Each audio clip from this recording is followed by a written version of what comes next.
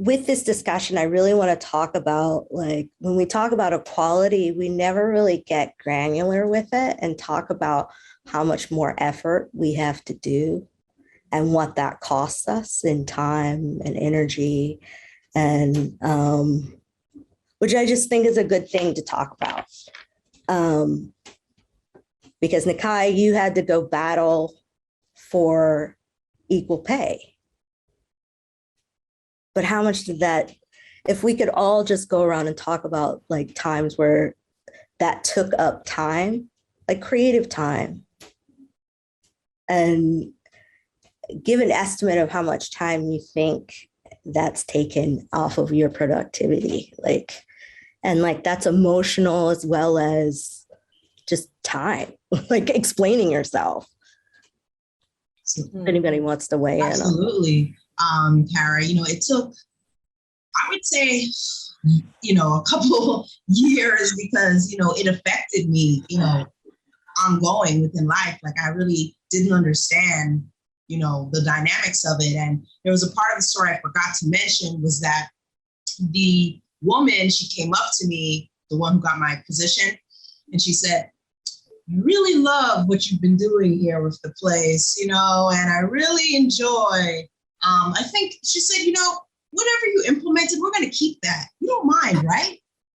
And I was like, well, no, I mean, what can I do, So think about that even after I put in all that time and effort, she still took my ideas and ran and implemented it in all the stores anyway.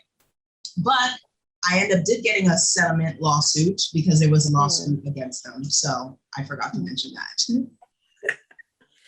Yeah. And for me, it really took an emotional toll on me. I really felt like, you talk about support systems. Well, I certainly didn't have any in the companies that I was working with. And, honestly, when I would come home and talk to my mom about it, as much as she wanted to be a support system for me, it was really challenging for her because I was doing things that she never thought could be done. My mother grew up in an era where you went to high school and then you got married and you were a housewife. So she really couldn't relate. So I don't know that I really had a lot of a support system around it. It was like you just kind of had to go through it. But I can tell you now that at this age, and that was 20 some odd years ago, I still feel the effects of it. When I've worked in the corporate world for many years, and then ultimately I walked away because I felt like I wasn't able to be the best version of myself. And I went independent and I now have my own business. But every now and again, those voices creep back up. You're not good enough. You can't do this. I'm still in an industry that's dominated by males and by women that don't look like me. So, when you talk about the time, the effort, it's still an onion I'm unpeeling right now. I'm doing a lot of work on myself from a personal development perspective because I realize that all of these things that we've all experienced, they affect us and they sit like in the recesses of our life. And then they show up in the most unexpected ways, where you feel like, a great opportunity comes. I listen to you, Kim, and kudos to you landing Ulta, right?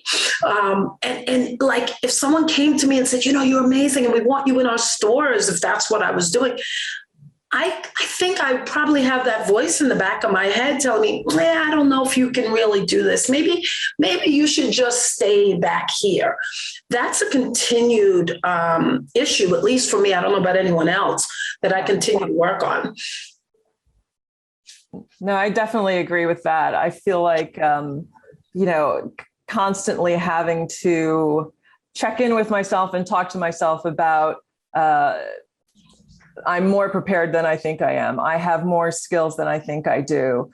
And also the issue of, feeling like you have to work twice as hard to get half as much, feeling like, okay, this is my burden, but I'm just going to do it. I'm going to put more effort into something when you realize that there are, kind of other people who I don't want to say that they're skating, but they're able to put energy into numerous other things, to spread their opportunity far and wide. Whereas I have this sense of like, everything I do has to be perfect. And so you invest so much energy into getting something perfect when for other people, it seems like perfection is not the standard. Just having an idea and going with it, allows them to take more shots than I would take, because I feel like the one shot that I'm going to take has to be exceptional versus taking many different shots and seeing what sticks. So it's, you kind of, in a sense, it feels like you're losing time because you're investing so much time in so fewer things because you feel like I've got to be perfect to get ahead.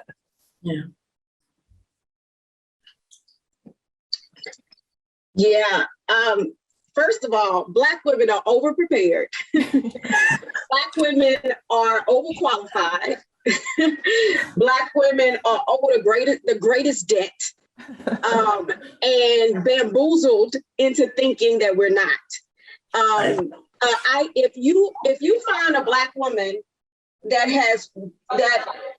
is at the top of the game doing whatever, this is probably the most brilliant person you ever meet in your life, because what she hasn't had to overcome to get to that point. So that's the reason why I love being in the beauty industry, because a part of me, I have this quote that says, beauty is revealed and not applied.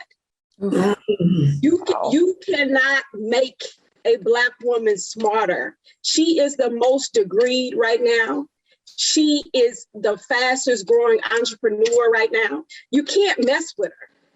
But all you try to do is make her think that she is not what she is. And so that is the biggest trick that's out there. And so anytime I get a chance to meet, because we have a lot of Black girl magic who wear my line and my cosmetics and I interact with, I'm just like, man, these are the most brilliant women the most brilliant people that you will ever meet, because most will never have to conquer what she did to get to where she is.